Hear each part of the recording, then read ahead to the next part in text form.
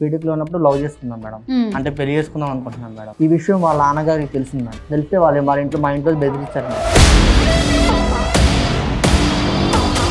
మా నాన్నగారికి మేము తెలిసిన తర్వాత ఎంత చెప్పినా ఎంత ఒప్పించినా కానీ అసలు వినడం లేదు.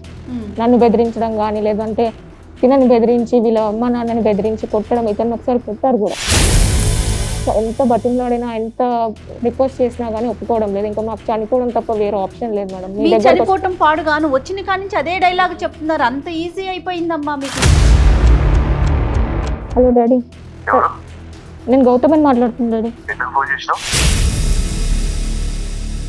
తినక రెక్కలు ముక్కలు వర్క్ చేసి పిల్లలను డెవలప్ చేస్తే ఎవడో ఒకడు వచ్చి కొంగిస్కా గొట్టంగాడు వచ్చి మాట్లాడితే అట్లా మాట్లాడకూడదండి. మీరు పెద్దోళ్ళు అయ్యుండి మనం అట్లా మాట్లాడకూడదు కదండి. తనకు అవకాశం ఇవ్వాలి కదా నాన్న. మీరు అవకాశం ఇవ్వాలి అతనికి. ఏం అర్హత ఉందని ఇస్తారమ్మా అవకాశము? దోసల కూతురువేనా? మాది వచ్చేసి తెలంగాణ, తనది వచ్చేసి ఆంధ్ర. కమ్యూనిటీ వైజ్ కూడా డిఫరెన్స్ మాది. కమ్యూనిటీ ఒకటి, ఇద్దరు రాష్ట్రాలు వేరు, రాష్ట్రాలు దాటిన ప్రేమలు. అబ్బాయిని కుట్టడం కానీ వాళ్ళ అమ్మ నాన్నని బెదిరించడం కానీ ఇదే చేస్తున్నారు. మా బిడ్డలు ఈ విధంగా చేస్తే ఆ బాధ ఎలా ఉంటుందో మేము అర్థం చేసుకోగలం. మీరు చెప్పిన ప్రతి సమస్య కూడా నిజంగా మీకు బాధ కలిగించేటటువంటి విషయం. తల్లిదండ్రులు నమ్ముకోవడం పిల్లల్ని తప్ప, అసలు పిల్లల్ని కనడమా తప్ప. నాన్న ఇలా మాట్లాడితే నాకు చనిపోవడం తప్ప వేరే దారి లేదు నాన్న. నేను అందుకనే ప్రేమించినావు కాబట్టి చావు.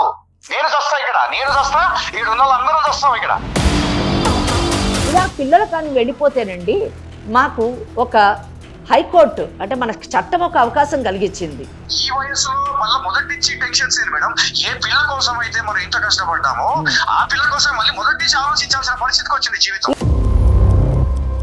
ఇదంతా కూడా అబ్బాయి ఖచ్చితంగా వాడు ఒక రోగం తెలిసింది, సబ్జెక్టులు ఫెయిల్ అయ్యాడంట.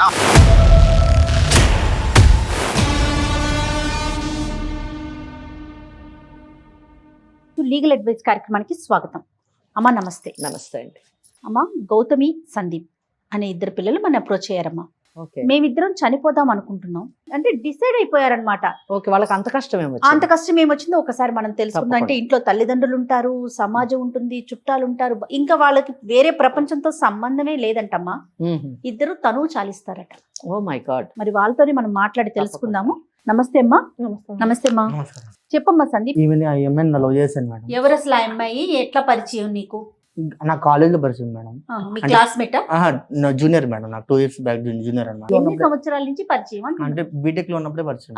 ఓకే. బీటెక్ లో ఉన్నప్పుడు లవ్ చేసుకున్నాం మేడం. అంటే పెళ్లి చేసుకుందాం అనుకుంటున్నాం మేడం. బీటెక్ లోనే? బీటెక్ లోనే. ఓకే. వాళ్ళ పేరెంట్స్ ఒప్పుకోవట్లేదు మేడం. ఓకే. ఈ విషయం వాళ్ళ నాన్నగారికి తెలిసింది మేడం. తెలిస్తే మా ఇంట్లో బెదిరించారు మేడం. మీదే ఊరు? మాది విజయవాడ మేడం. అమ్మాయిది? నీదమ్మా? మహబూబ్ నగర్ మేడం. మహబూబ్ నగర్. ఓకే. అసలు సమస్య ఏంటి? అంటే వాళ్ళ ఇంట్లో ఒప్పుకోవట్లేదు మేడం.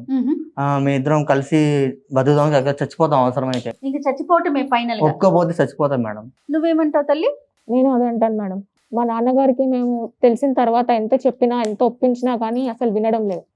నన్ను బెదిరించడం కానీ లేదంటే తినని బెదిరించి వీళ్ళ అమ్మ నాన్నని బెదిరించి కొట్టడం, ఇతను ఒకసారి కొట్టారు కూడా. సో ఎంత ప్రయత్నించినా గానీ ఒప్పుకోవడం లేదు. సో మాకు ఇంకా ఏం ఆప్షన్ లేదు. అది ఒక్కటే ఆప్షన్. నేను ఒక్కతే అమ్మాయి మేడం. మీ నాన్నగారు ఏం చేస్తారు? మీ నాన్నగారు బిజినెస్ మ్యాన్. మీ నాన్నగారు? మేడం తో మాట్లాడు ఒకసారి. మేడం నమస్తే. నమస్తే అమ్మా. పెద్దలు ఎందుకు ఒప్పుకోవట్లేదు?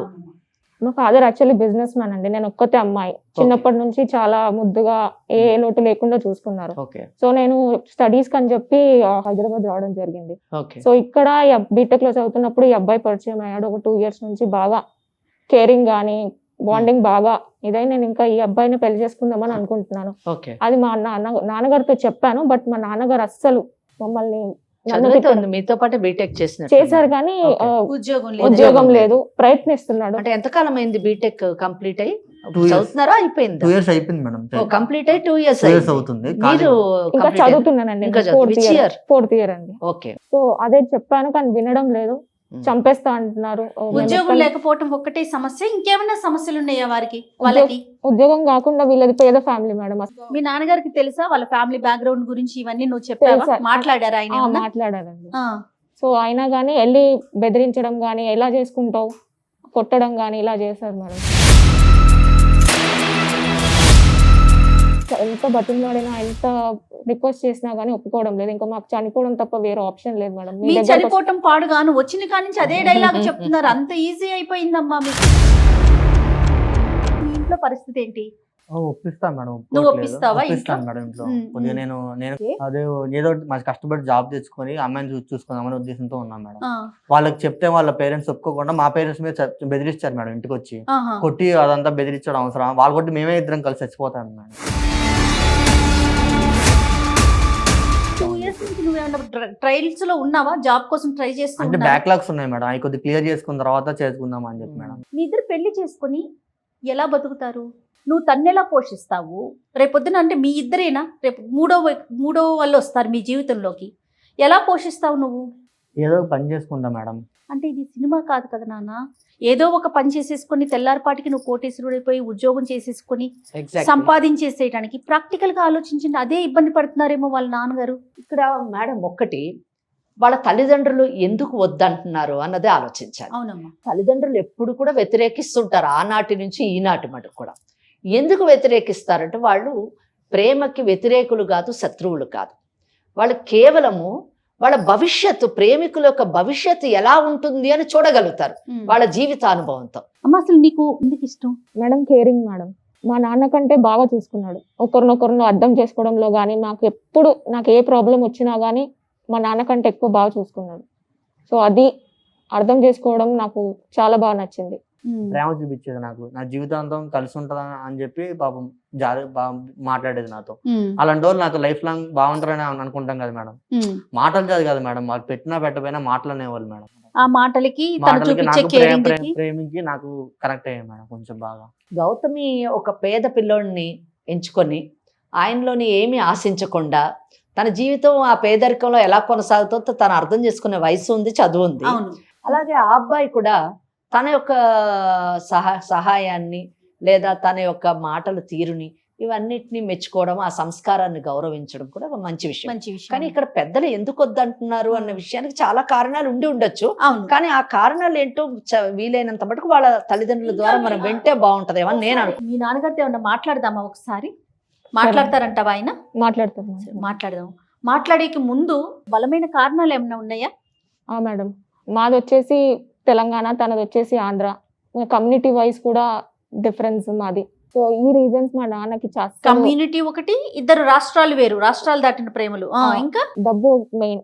మేము బాగా రిచ్ ఫ్యామిలీ, వాళ్ళది వచ్చేసి అసలు ఏం లేదు. ఫైనాన్షియల్ డిఫరెన్సెస్ ఉన్నాయి. నేచురల్లీ ఉంటది అది. గౌతమి కాల్ చేయనా? హలో హలో డాడీ, నేను గౌతమని మాట్లాడుతున్నా డాడీ. ఎందుకు ఫోన్ చేసినావు? డాడీ ఏంటి డాడీ ఎలా అంటావు? అసలు నీకు ఒక తండ్రి అనే గౌరవాన్ని నువ్వు ఇస్తున్నావు ఫస్ట్? డాడీ అలా కాదు డాడీ, నేను చెప్పిన మాట కూడా మీరు వినాలి కదా. ఏం వింటావమ్మా? మిమ్మల్ని కని పెంచి కష్టపడి ఇన్ని సంవత్సరాలుగా అల్లారు ముద్దుగా చూసుకుంటే మీ అంతకు మీరు కాళ్ళు వచ్చి రెక్కలోకి వచ్చి ఎగిరిపోతే మేము ఎంత తిప్పలు పడుతున్నాం ఇక్కడ. ప్రేమించిన వాడిని కూడా మీరు ఒకసారి అర్థం చేసుకోవాలి కదా నాన్న. ఏది ప్రేమించుకోవాలమ్మా? ఏది ప్రేమించుకోవాలి? ప్రేమించేవాడికి ఒక అర్హత ఉంటుంది. ఫస్ట్ ఆఫ్ ఆల్ గుర్తుపెట్టుకో. నేను ఎంత అల్లారు ముద్దుగా చూసుకున్నావో ఇక్కడ మొత్తం ఊళ్ళో తల మొత్తం ఎత్తుకోకుండా చేసిన పరిస్థితి తెచ్చావు నువ్వు. అలా కాదు నాన్న, నేను మీకు చెప్పాను కూడా కదా, మీరు ఒకసారి చూసి ఒక అతనికి అవకాశం ఇవ్వాలి కదా నాన్న. మీరు అవకాశం ఇవ్వాలి అతనికి. ఏం అర్హత ఉందని ఇస్తారమ్మా అవకాశము? నువ్వు అసలు నా కూతురువేనా? ఎంత ముద్దుగా చూసుకున్నా నువ్వు కాలు కింద పెడితే కందిపోతుందేమో నా కూతురని రెక్కలు ముక్కలు కష్టపడి నీ కోసం ఇంత చేస్తే కాళ్ళు కొని నువ్వు కావాల్సిన ఫోన్లు అన్ని ఇప్పిస్తే నువ్వు ఒక్క దెబ్బతో తండ్రి అనే విషయాన్ని మర్చిపోయినావు నువ్వు. నాన్న ఇలా మాట్లాడితే నాకు చనిపోవడం తప్ప వేరే దారి లేదు నాన్న. చనిపోమ్మా, ఇక్కడ మేము కూడా వస్తూనే ఉన్నాం తెలుసా. ఊర్లో తల ఎత్తుకోలేక ఎట్లుందంటే పరిస్థితి. ఎక్కడ కూతురు ఎక్కడ? ఏ సమాధానం చెప్తావు? ఎక్కడ పోయినా చెప్తావు? నాన్న మీకు ఊరు పరువు కావాలా? మీకు కూతురు ఇది కావాలా నాన్న చెప్పండి. ఆ విషయాన్ని నువ్వు కూడా ఆలోచించాలి. ఆ విషయాన్ని నువ్వు కూడా ఆలోచించాలి. నువ్వు గౌరవం ఏమిచ్చినావు, ఇంత కష్టపడి పెంచినావు కదా, ఒక్కసారి ఒక్క నిమిషం నువ్వు ఆలోచించావా? మా నాన్నగారు ఎంత నా కోసం చేశారు, ఏది కావాలంటే అది ఇప్పించారు, ఏది కావాలంటే చేశారు. అలాంటి నాన్నకి ఒక మాట చెప్పాలి, నాన్నకు కూడా ఒక ఇష్టాలు ఉంటాయని నువ్వు ఏనాడైనా చెప్పినావా? నాన్న నేను ప్రేమించాను కానీ పెళ్లి మాత్రం చేసుకోలేదు కదా నాన్న. అది మీకు ఒప్పించి చేసుకుందామని నేను ఇప్పటిదాకా మీరు బతిమలాడుకుంటూనే వచ్చాను. కానీ మీరు మాత్రం అబ్బాయిని కుట్టడం కానీ వాళ్ళ అమ్మ నాన్నని బెదిరించడం కానీ ఇదే చేస్తున్నారు. ఇద్దరిని చంపుతానని చెప్తున్నా, మంచిగా చెప్తున్నా.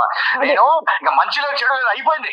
అయినా ఒక విషయం అమ్మా, నీకు చాలా సార్లు చెప్పినావా, మన స్టేటస్ ఏంటి, మన పద్ధతులు ఏంటి, మనం ఏంటి, అసలు అవతల వాడికి ఒక చదువు ఉందా, చదువుకుని పాస్ అయ్యిందా, ఉద్యోగం చేసే అర్హత ఉందా, అతనికి ఏం ఆలోచించావు అసలు? చేస్తాడు నాన్న, ట్రై చేస్తున్నాడు. నేను అదే చెప్తాను కదా, పాస్ అయ్యిందా? అవ్వలేదు కానీ ట్రై చేస్తున్నాడు నాన్న. మళ్ళీ ఇప్పుడు బ్యాక్ లాగ్స్ రాస్తున్నాడు. నువ్వు చూస్తలేవా మన ఫ్యామిలీలో ఫారిన్ కంట్రీస్ కి వెళ్ళిన వాళ్ళే, చదువుకున్న వాళ్ళకి ఉద్యోగాలు లేక రోడ్ల మీద పెట్రోల్ బంకులో పనిచేస్తున్నారు. ఈ ఊర్లలో ఉండే వాళ్ళు వీళ్ళు ఎలా నేర్చుకుంటారు, ఎలా పాస్ అవుతారు, ఎలా నిన్ను పోషిస్తారు, ఎలా చెప్పు, నువ్వే చెప్పు. ఏదో ఒక రకంగా పెట్టి పోషిస్తారు. ఏదో ఒక రకంగా ఎట్లా పోషిస్తారు? నాకు అర్థం కాదు, ఏదో రకంగా ఎట్లా పోషిస్తారు? నాన్న మీరు మాట్లాడితే నాకు చనిపోవడం తప్ప వేరే దారి లేదు. అందుకనే మీరు చేసిన పనికి నేను ప్రతి నిమిషం చచ్చిపోతున్నా ఇక్కడ. నాకు అసలుకి ప్రతి నిమిషం చచ్చిపోవాలి నేను. మీరు ఎంత పని చేశారు, చెప్పకుండా చెయ్యకుండా ఒక మాట అడగాలి కదా. నీకు ఏం తక్కువ చేసినావు, నేను ఏం తక్కువ చేసినావమ్మా మీకు? ఎవరి దగ్గర ఎవడొక వేస్ట్ ఫేవర్ దగ్గరికి ఒక వాడు చదువు నేను అన్ని ఎంక్వైరీ చేసిన, ఒక కాలేజీలో పాస్ మార్క్ లేదు, ఒక అటెండెన్స్ లేదు, అట్లాంటి వ్యక్తి దగ్గర నువ్వు పెట్టుకుంటే ఏ విధంగా నువ్వు జీవితాన్ని ముందుకు తీసుకెళ్తావు? నాన్న చెప్పేది ఒకసారి వినండి నాన్న. ఒక్కసారి ఆ అబ్బాయితో కూర్చొని మాట్లాడి వినండి నాన్న. ఒక్క నిమిషం నువ్వు ఆగు. ఇప్పుడు పోనీ మన ప్రాంతం వాళ్ళ, ఎక్కడో పక్క రాష్ట్రం వాళ్ళు, తెలుగు మాట్లాడినా సరే పక్క రాష్ట్రం వాళ్ళు, తర్వాత అసలు మన క్యాస్ట్ గురించి నువ్వు ఆలోచించినావా? మనకు ఒక స్టేటస్ గురించి నువ్వు ఎప్పుడైనా ఆలోచించినావా? నేను నీకు చిన్నప్పుడు చెప్పేమని గుర్తుందా? నేను ఇళ్ళ రికం తెచ్చుకుంటానమ్మా నీకోసం, ఎంత ఖర్చు పెట్టాయినా సరే నేను అన్నానా లేదా? అవునా, కరెక్ట్ అన్నారు. మరి ఇప్పుడు నువ్వు అసలు నా కళ్ళ ముందే లేకుండా ఎక్కడికి వెళ్ళిపోతా అంటే ఎన్ని విధాలుగా నా పరుగు తీసినావు. ఊర్లో ఉండే పరిస్థితి లేదు, బయటకు వెళ్ళి కదలడానికి లేదు, కులం వాళ్ళు అడుగుతున్నారు. ఏంది ఇది? నాన్న ఇలా మాట్లాడితే నాకు చనిపోవడం తప్ప వేరే దారి లేదు నాన్న. నేను అందుకనే ప్రేమించినావు కాబట్టి చావు. నేను చస్తా ఇక్కడ ఉన్న వాళ్ళందరూ చస్తాం ఇక్కడ. నువ్వు ఒకదానివే కాదు, నీ వల్ల అందరు సమస్యలు అనుభవిస్తున్నారు. నాకు ఎంత నరకం ఉందంటే, నేను ఎప్పుడు నా జీవితంలో నాకు ఆస్తులు లేకపోయినా, తల్లిదండ్రులు ఇచ్చినా లేకపోయినా నేను ఎప్పుడు బాధపడలే. నా కూతురు కూతురు కూతురు కూతురు అని చెప్పుకొని తిరిగినా కదా, అదే చివరికి నాకు శాపంగా మారిపోయింది. మీరు కూతురు అని అంటున్నారే కానీ మీరు అలా అర్థం చేసుకోవట్లేదు నాన్న. మీరు నేను ప్రేమించానని చెప్పినప్పుడు ఒక్కసారి కూర్చొని మాట్లాడాలి కదా. లేదంటే మర్యాదగా నా ఇంటికి వస్తే రా. నేనైతే రాను నాన్న. నేను ఉంటే ఆయనతోటే ఉంటాను, పెళ్ళంటూ చేసుకుంటే అబ్బాయినే చేసుకుంటాను. నేను నాకు అర్థం అయితలేదు, ఎందుకు ఇట్లా మాట్లాడుతున్నావు? పక్కన మాట్లాడిస్తున్నాడా? నాన్న నేను చనిపోతాను నాన్న మీరు ఇట్లా చేస్తే. సావే, నువ్వు సావు, లేదంటే నేనే వచ్చి చంపుతా. ఎక్కడ చెప్పండి. ఆగండి ఒకసారి ఇటువమ్మా. హలో, నమస్తే అండి. నేను జయానండి, సుమన్ టీవీ నుంచి మాట్లాడుతున్నాను, లీగల్ అడ్వైజ్ అనే ప్రోగ్రామ్ నుంచి. పాప అంటే తప్పుగా అనుకోకండి, మీ బాధని మేము అర్థం చేసుకోగలము. స్టూడియోకి వచ్చిందండి పాప, గౌతమి అండ్ తన బాయ్ ఫ్రెండ్ని తీసుకొని ఇక్కడికి వచ్చింది. నాతో పాటు లీగల్ అడ్వైజర్ మన వెంకటేశ్వరి గారు ఉన్నారండి. పిల్లలు అంటే ఎలాంటి నిర్ణయంలో ఉన్నారు అంటే ఇంకా ఇదే ఫైనల్ అన్నట్లుగా మాట్లాడేసరికి ఒకసారి మీతో మాట్లాడదాము, ఏంటి అసలు ఈ పరిస్థితికి గల కారణాలు ఏంటి అనేసి కాల్ చేశానండి. నేనే చేయమన్నాను. మేడం, ఇది చెప్పాలంటే ఒక తండ్రిగా పరువు తక్కువ, సిగ్గు తక్కువ విషయాలు ఇవన్నీ కూడా. కాకపోతే నాలాగా ఈ తండ్రుల ఆవేదనలు కూడా నేనంటే ఏం మాట్లాడే పొజిషన్ లేను మేడం. ఎందుకంటే ఎట్లా ఉందంటే పరిస్థితి చెప్పలేము. ఇక్కడ మాకు ఊర్లో నేను ఎంతో అల్లారు ముద్దుగా పెంచుకున్న అమ్మాయి ఈరోజు ఇలా చేస్తుందంటే అది ఒక తండ్రిగా అంటే సరే, ఈ సమాజంలో తండ్రులు పడుతున్న కష్టాలు నష్టాలు కూడా మీరు తెలుసుకోవాల్సిందే. తప్పకుండా మీకు ఆ గౌరవం ఇవ్వాలన్న ఉద్దేశంతోనే మీకు ఒకసారి ఫోన్ చేయమని చెప్పాం. పిల్లల మాట వినకుండా మీరు అంగీకరించకపోవటానికి బలమైన కారణాలు మీ వైపున ఉన్నవి. మేడం, ఇక్కడ ఏంటంటే అండి, చాలా మంది సెంటిమెంట్ ఫెలోస్ గా చాలా మంది ఉంటారు మేడం. చిన్నప్పటి నుంచి అందరూ కూడా ఈ కాలంలో ఎవరు లేరు, కానీ తండ్రిగా మాత్రం ప్రతి ఒక్క వ్యక్తి ఇలానే ఆలోచిస్తాడని మాత్రం నేను ఒక తండ్రిగా అనుకుంటున్నా. అయితే ఒక అమ్మాయిని అసలు ఒక అమ్మాయి పుట్టంగానే అమ్మాయి భవిష్యత్తు గురించి ఆ అమ్మాయి ఇలా ఉండాలి, ఇలా తిరగాలి, ఇలా ఒక అబ్బాయితో ఇచ్చి పెళ్లి చేయాలి, ఇలా ఫ్యూచర్ లో వాళ్ళు ఒక ఇంట్లో ఉంచాలి అని మేము కష్టపడింది ఎందుకు మేడం? చిన్నప్పటి నుంచి కూడా తిండి తినక రెక్కలు ముక్కలు వర్క్ చేసి పిల్లలను డెవలప్ చేస్తే ఎవడో ఒకడు వచ్చి కోన్గిస్కా గొట్టంగాడు వచ్చి మాట్లాడితే అట్లా మాట్లాడకూడదండి. మీరు పెద్దోళ్ళు అయ్యండి, మనం అట్లా మాట్లాడకూడదు కదండి. మేడం ప్రేమించిన వ్యక్తికైనా ఫస్ట్ ఆఫ్ ఆల్ ఒక అర్హత ఉండాలి మేడం. నేను కనుక్కున్నా, వ్యక్తి గురించి కనుక్కున్నా. అర్హత అంటే మీరు అంగీకరించకపోవడానికి కారణం ఏదన్నా చెప్పండి ఒక్కసారి నాకు. నా కూతుర్ని నేను బాధ్యతగా పెంచి ఎప్పుడో చిన్నప్పటి నుంచి నేను ఆస్తులు ఆ పిల్లకు కూడబెట్టుకుంటూ వస్తున్నా. ఓకే ఓకే, కూడబెట్టుకుంటూ వస్తున్నా. అవతల వ్యక్తి ఎలా ఉన్నాడంటే నేను కొన్ని విషయాలు తెలుసుకున్నా. కేవలం ఆస్తి కోసమే ఈ ట్రాప్ జరుగుతుందని. ఇదంతా కూడా ఒక ట్రాష్ మేడం. ఇదంతా పెళ్లి చేసుకుంటారు, అయిపోయిన తర్వాత పిల్లలు ఏం చేస్తారు అనేది కూడా ఒక క్లారిటీ లేదు. ఇదంతా కూడా అబ్బాయి ఖచ్చితంగా వాడు ఒక రోగం తెలిసింది, సబ్జెక్టులు ఫెయిల్ అయ్యాడంట. అవును మేడం, ఒకవేళ వీళ్ళు పెళ్లి చేసుకుంటే ఎలా బతుకుతారు మేడం? ప్రతి మనిషికి పరువు ఉంటది మేడం. పరువు అంటే మేడం మనం సంపాదించుకున్న ఆస్తులు ఇవన్నీ కాదు మేడం, మన పిల్లలు. నా పరువే నా పిల్లలు అయినప్పుడు ఆ పిల్ల ఎవరితోడో తిరుగుతూ ఎక్కడెక్కడో తిరుగుతూ ఈ రోజు వచ్చి నేను చచ్చిపోతా అంటే ఎలా అవుతుంది మేడం? వాళ్ళు చావడం కాదు మేడం, నేనే చంపేస్తాను వాళ్ళని. చంపి నా భార్యను కూడా చంపి నేను చచ్చిపోతా. సమస్య అన్నిటికీ చావే పరిష్కారం అండి. మీరు అదే మాట మాట్లాడుతున్నారు, మీ కూతురు కాబట్టి ఆ పిల్ల కూడా అదే చెప్తా ఉంది. మరి ఏం చేయాలి మేడం? ఇప్పుడు పరువు పోయి ప్రతిష్ట పోయి అసలు ఊర్లో నేను నిజంగా మేడం ఒక తండ్రిగా చెప్పాలంటే నా వల్ల బతుకుతున్నామంటే బతుకుతున్నాం మేడం, అంతే. కాదండి, నాతో పాటు అమ్మ అడ్వకేట్ వెంకటేశ్వరి గారు ఉన్నారు, ఒక్కసారి మాట్లాడండి అమ్మతో. హలో హలో నమస్కారం అండి మేడం. నమస్తే అండి. నాకు ఈ కేసు అంతా వింటూ ఉంటే చాలా ఆశ్చర్యంగా, చాలా నవ్వు కూడా వస్తుందండి. సేమ్ మేడం, ఇదే పరిస్థితి ఊర్లో మొత్తం ఇదే ఎదుర్కొంటాం మేడం. ఎట్లా ఉందంటే అది ఒక తండ్రిగా నేను ఇంకా చెప్పుకోలేదు. లేదు నేను అర్థం చేసుకోగలను. ఎందుకంటే మీకు మీ పిల్లలు చేసినటువంటి ఈరోజు మీకు తీసుకొచ్చినటువంటి సమస్య మీకు కొత్త, కానీ మాకు అడ్వకేట్గా ఎన్నో కేసులు మేము చూస్తూ ఉంటాము. తల్లిదండ్రుల బాధని మేము అర్థం చేసుకోగలము, అలాగే పిల్లలు ఎదుర్కొనేటటువంటి సమస్యలను కూడా మేము అర్థం చేసుకోగలం.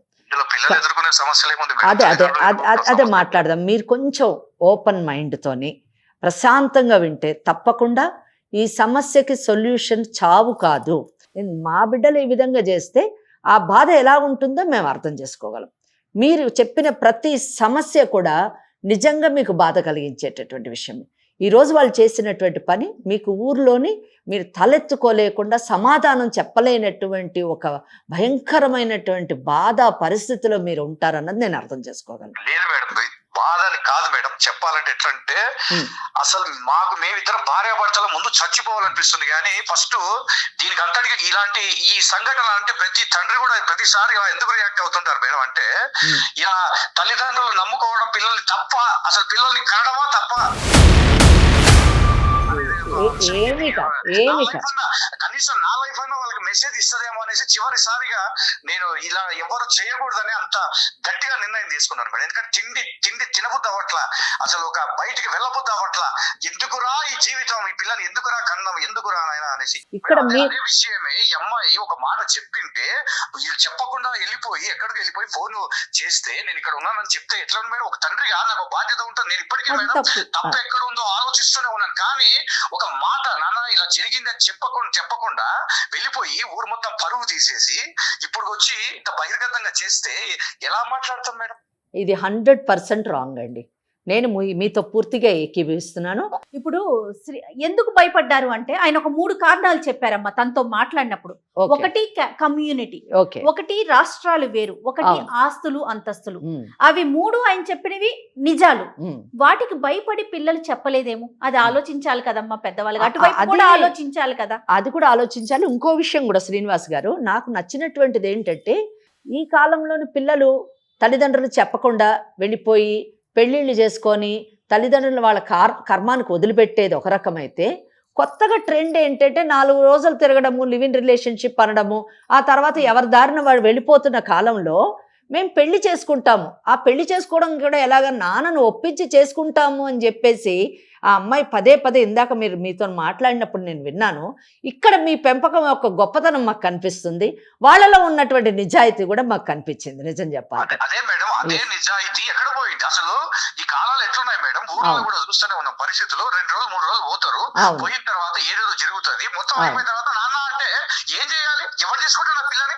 కరెక్ట్ ఎంత హీనంగా చూస్తారు. కరెక్ట్. అటువంటి పరిస్థితిలోకి మనం తోయకూడదు. మనము వాళ్ళకు అండగా నిలబడి ఒక సాంప్రదాయ పద్ధతిలోని, ఒక సామాజిక పద్ధతిలోని, నైతిక విలువలతో కూడినటువంటి ఒక బంధాన్ని మనం ఏర్పాటు చేసి మనం వెనక అండగా నిలబడినప్పుడు తప్పు చేసేటటువంటి అవకాశం ఉండదు. ఆ అవకాశం మీ పిల్లలు మీకు ఇచ్చారు, మేము కూడా దానికి అంటే మీతోని సహకరించాలి అని అనుకుంటున్నాము. ఈ కేసులోనండి నేను అనుకుంటానంటే వినండి, మీకు నచ్చితే మీ యొక్క కన్సెంట్ ఇవ్వండి, ఆశీర్వదించండి. ఏదైనా కూడా ముఖ్యంగా పిల్లలు కాదు మేడం, తల్లిదండ్రుల గురించి ఆలోచించండి. ఎందుకంటే తప్పకుండా ఈ వయస్సులో మనము పిల్లలకు పెళ్లిళ్ళు చేసి వాళ్ళ ఆనందాలు కోరుకుంటాం, కానీ ఈ వయస్సులో మళ్ళీ మొదటి నుంచి టెన్షన్స్ ఏంది మేడం? ఏ పిల్ల కోసం అయితే మనం ఇంత కష్టపడ్డామో ఆ పిల్ల కోసం మళ్ళీ మొదటి నుంచి ఆలోచించాల్సిన పరిస్థితికి వచ్చింది జీవితం.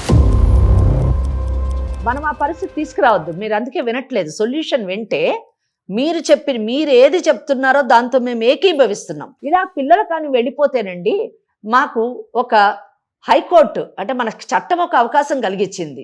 అంటే కూర్చొని మాట్లాడుకునేటటువంటి అవకాశం కూడా లేకుండా పిల్లవాడు కానీ పిల్ల కానివ్వండి మాట్లాడకుండా వెళ్ళిపోతే, తల్లిదండ్రులకు అవకాశం ఇవ్వకపోతే మనం హైకోర్టులో రిట్ ఆఫ్ హేబస్ కార్పస్ అని వేసుకోవచ్చండి. వేసుకున్నప్పుడు ఆ పిల్లని పిల్లవాడిని ఎవరైతే వెళ్ళిపోయారో వాళ్ళని హైకోర్టు ముందు నిలబెడతారు పోలీసు వ్యవస్థ. నిలబెట్టినప్పుడు అప్పుడు కోర్టు తల్లిదండ్రులతో మాట్లాడుకునేటటువంటి అవకాశం కలిగిస్తుంది. అప్పుడు కూర్చొని పిల్లలతో మాట్లాడి ఆ సమస్యని పరిష్కరించుకునేటటువంటి కేసులు, సందర్భాలు చరిత్రలో ఉన్నాయండి. అయితే ఇక్కడ ఓకే, ఇక్కడ ఆ అబ్బాయి గనక నిజంగా ఒక ఫ్రాడ్ అనే ఒకటి గనక తేలిందంటే అప్పుడు మీరు ఎలా నిర్ణయాలు తీసుకుంటారు మేడం? అందుకేనండి నిర్ణయం అసలు ఇప్పుడు తీసుకోవట్లేదు. నేను చెప్పేది ఈ కేసులో సొల్యూషన్ ఏంటంటే, మీరు చెప్పినట్టుగా ఆ అబ్బాయికి బ్యాక్లాగ్స్ ఉన్నాయి. అంటే బాధ్యత మనకి ఎక్కువగా కనిపించలేదు. నిజంగానే నేను మీతో ఏకీభవిస్తున్నాను. ఇప్పుడు బీటెక్ అది చేయట్లేదు. బీటెక్ అబ్బాయి కంప్లీట్ కాలేదు కనుక ఇది సమయం కాదు, పెళ్లి చేసుకునే సమయం కాదు. ఆ అబ్బాయి ఆర్థికంగా తన నిలదొక్కున్న తర్వాత ఆ అమ్మాయిని పెళ్లి చేసుకుంటే అప్పుడు ఆ అమ్మాయి బాధ్యత ఆర్థిక పరంగా తీసుకునేటటువంటి అవకాశం ఉంది. As far as financial problems are concern, ఇది మనము ఆ అబ్బాయి నిలదొక్కునేంత మటుకు పెళ్లికి అంగీకరించకుండా సమయాన్ని కేటాయిద్దాం. దీంతో ఫైనాన్షియల్ ప్రాబ్లం సాల్వ్ అవుతుంది. ఇంకా నెక్స్ట్ రీజనల్ ప్రాబ్లం, మా అమ్మాయి వెళ్ళిపోతుంది అంటే అది పెద్ద విషయం ఏం కాదు. మీ అమ్మాయి మీరున్నటువంటి ఊర్లోకే ఆ అబ్బాయి వస్తాడు, షిఫ్ట్ అవుతాడు, అక్కడే జాబ్ చేసుకునేటటువంటి పరిస్థితులు మీరు ఏర్పాటు చేయొచ్చు. మీరే అన్నారు కదా, మా అమ్మాయికి నేను అన్ని విధాలా సమకూర్చాను అండి అంటే ఆ అబ్బాయిని పెళ్లి చేసుకున్నప్పుడు ఆ అబ్బాయికి కూడా అవన్నీ లభించినట్టే కదా. కనుక మీకు అల్లుడు కాదు ఒక కొడుకుని తెచ్చుకున్నామని అనుకోండి మీరు. అలాగా ఇటు ఫైనాన్షియల్ ప్రాబ్లం సాల్వ్ అవుతుంది, రీజనల్ ప్రాబ్లం సాల్వ్ అవుతుంది. క్యాస్ట్ విషయంలో మాత్రం మీరు కాంప్రమైజ్ కావాల్సిందే. అయితే ఒక్క విషయం, ఇక్కడ మనము పెద్దవాళ్ళగా కాస్త కూల్గా ఆలోచించాలి. ఎందుకంటే మీకు ఎలాగా పెద్దలకి లీగల్ రెమెడీ ఉందో అలాగే రేపు పిల్లలకు కూడా రెమెడీ ఉంది. ఎందుకంటే రేపు వాళ్ళిద్దరూ పెళ్లి చేసుకొని మీకు చెప్పకుండా మా ఇద్దరికి ప్రొటెక్షన్ కావాలి, మేమిద్దరం భార్యాభర్తలము అని కోర్టుకు కానీ వాళ్ళు ఆశ్రయిస్తే తప్పకుండా కోర్టు వాళ్ళకి ప్రొటెక్షన్ ఇస్తుంది. ముఖ్యంగా వాళ్ళు పెళ్లి చేసుకునే అవకాశం కూడా ఉంది, ఎందుకంటే బోత్ ఆర్ మేజర్స్. కనుక అక్కడ చట్టపరంగా పెళ్లి చేసుకోవడానికి మేజర్స్ అయితే సరిపోతుంది. సెక్షన్ 5 ఆఫ్ హిందూ మ్యారేజ్ యాక్ట్లో ఉన్న కండిషన్స్ ఫుల్ఫిల్ అయిపోతే పెళ్లి చేసుకోవచ్చు. దానికి క్యాస్ట్ ప్రాబ్లం కానివ్వండి, ఫైనాన్షియల్ ప్రాబ్లమ్స్ కానివ్వండి, లేదా రీజనల్ ప్రాబ్లమ్స్ కానివ్వండి, ఇవన్నీ కండిషన్స్ కాదు మ్యారేజ్కి. అడుగుదాము ఆ అబ్బాయి ఎంత కాలంలో సెటిల్ అవుతాడు, ఫైనాన్షియల్గా ఎంత కాలానికి నిలదొక్కుని తన భార్యని పోషించుకునేటటువంటి పరిస్థితికి ఎప్పట్లోనే అతను రాగలడో కనుక్కొని అప్పుడు మటుకు వీళ్ళిద్దరు పెళ్లి చేయకుండా వాళ్ళిద్దరూ మామూలుగా ఉంటారు. ఆ తర్వాత మీరు నిలబడి పెళ్లి చేస్తే బాగుంటుంది. అంత మటుకు కావాలంటే ఒక agreement, MOU memorandum of understanding కూడా మీరు రాసుకోవచ్చు.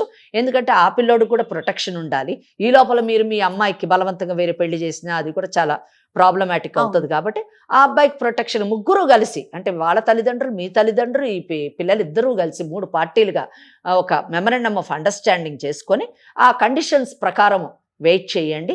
అందులో ఏ కండిషన్ తప్పినా కానీ కోర్టుకు వెళ్ళేటటువంటి అవకాశం ఉంది అని రాసుకుంటే బాగుంటుందని నేను అనుకుంటున్నాను. ఈ దిశలో ఆలోచించండి. మరి ఏమంటారు మీరు? తప్పకుండా మేడం. నేను అంటే ఒక బాధ్యత గల తండ్రిగా నేను కూడా ఆలోచించాల్సిన బాధ్యత, ఎందుకంటే పిల్లలే మనకు సర్వస్వాన్ని మనం ఎప్పటికీ అనుకుంటుంటాం మేడం. అంతే కదా. కాబట్టి ఇన్ని రోజుల నుంచి నేను ఎదురు చూస్తూ వచ్చాను, లేకపోతే ఎప్పుడో ఏదో చేసేవాడిని. కాకపోతే ఇప్పుడు ఏంటంటే మేడం, మీరు చెప్పినది అది బాగానే ఉంది. నేను కూడా మీరు అన్నట్టుగానే మీ అండర్ కవర్ లోనే ఒకసారి కలిసి మాట్లాడుకొని మనము ఆ అబ్బాయి ఇప్పుడు ఉన్నది ఏంటంటే అండి, ఆ బీటెక్ బ్యాక్లాగ్స్ క్లియర్ చేయాలి, జాబ్ సంపాదించుకోవాలి. ఇదంతా ఎంత టైంలో చేయగలుగుతాడు? అదే మేడం, నేను ఫస్ట్ నుంచి అసలు ఒకసారి ఒక పనికి వాళ్ళ పని చేసేటప్పుడు ఒకసారి ఆలోచించుకోవాలి. ఏది లేకుండా వెళ్ళిపోయి అసలు ఏంటి, ఒక మనిషి అందంగా ఉంటే వెళ్ళి ప్రేమించాడు మేడం, ఇదే సమాజమా ఇది? అదే అందుకనే ఇప్పుడు ఈ విధంగా మనం పరిష్కరిద్దామండి. మీరు తప్పకుండా మీరు నాకు ఫోన్ చేయడం అనేది చాలా సంతోషకరమైన విషయం. నేను దేనికైనా రెడీగానే ఉన్నాను మేడం. కాకపోతే ఎవరికి వాళ్ళ నిర్ణయాలు తీసుకుంటే ఇక మేమెందుకు పెడతాం? లేదులేండి, పిల్లలు కదా. ఏమమ్మా నువ్వేం చెప్తే ఇప్పుడు మేడం చెప్పిన దానికి మీ నాన్నగారు ఒప్పుకుంటున్నారు. ఏమండి శ్రీనివాస్ గారు, అంతే కదా? మేడం నేనైతే మీరు చెప్పినట్టు వింటున్నాను మేడం. నేను ఖచ్చితంగా అబ్బాయి నిలబడతాడు అనుకున్నట్టు ముందుకు వెళ్ళి ఒక ఆర్థిక సంపాదన పరంగా నిలబడతాడని ఒక నమ్మకం కలిగితే మాత్రం నేను ఒకసారి ఆలోచిస్తాను మేడం. ఏమన్నా నువ్వేమంటావు? నేను ఒప్పుకుంటాను మేడం. కానీ ఈ అబ్బాయి సెటిల్ అయ్యేంత వరకు ఈ అబ్బాయి జోలికి గానీ వాళ్ళ పేరెంట్స్ జోలికి గానీ వెళ్ళను అని మీరు ఈ ముందర మీరు మా నాన్నగారితో ఒప్పిస్తే మాత్రం నేను ఉంటాను. ఎందుకంటే మా నాన్న విషయం నాకు తెలుసు. సందీప్ నువ్వేమంటావమ్మా? సార్ కూర్చొని మాట సరిపోతుంది, మా పేరెంట్స్ వాళ్ళ పేరెంట్స్. నువ్వు బ్యాక్లాగ్స్ ఎప్పుడు క్లియర్ చేస్తావు? నువ్వు జాబ్ ఎప్పుడు సంపాదించుకుంటావు? ఆర్థికంగా నువ్వు నిలదొక్కుకోవడానికి మాకు ఎంత టైం కావాలో చెప్పు, మేము వాళ్ళ ఫాదర్తో మాట్లాడతాము. ఈ అమ్మాయిని అంత మటుకు వాళ్ళ తండ్రితో ఉంటది అమ్మాయి. అది మాకు కావాల్సి. నీకు ఎంత టైం కావాలి? నాకు ఒక 3 years కావాలి మేడం. ఇదండి శ్రీనివాస్ గారు, ఒక 3 సంవత్సరాల టైం అడుగుతున్నాడండి సందీప్. మేడం ఒక ప్రశ్న, ఇప్పుడు ఈ 3 సంవత్సరాల పాటు మా అమ్మాయి మా ఇంట్లోనే ఉండాలండి. 3 సంవత్సరాల పాటు కాదండి, ఈ క్షణమే మీ ఇంటికి పంపుతాం. ఈ క్షణమే. మీరు పెద్దవాళ్ళు చెప్తున్నారు కాబట్టి నేను కూడా ఆలోచించి నిర్ణయం తీసుకుంటాను మేడం. మీరు చెప్పినట్టే నేను చేస్తాను. తప్పకుండా. 3 years అతను టైం అడుగుతున్నాడు కదా, అతను బ్యాక్లాగ్స్ గానీ అసలు ఎలా నిలబడతాడు అనేది అది అబ్జర్వేషన్ జరుగుతూ నాకు ఒక రిపోర్ట్ అనేది ఎప్పటికప్పుడు కావాలి మేడం. తప్పకుండా ఉంటాను.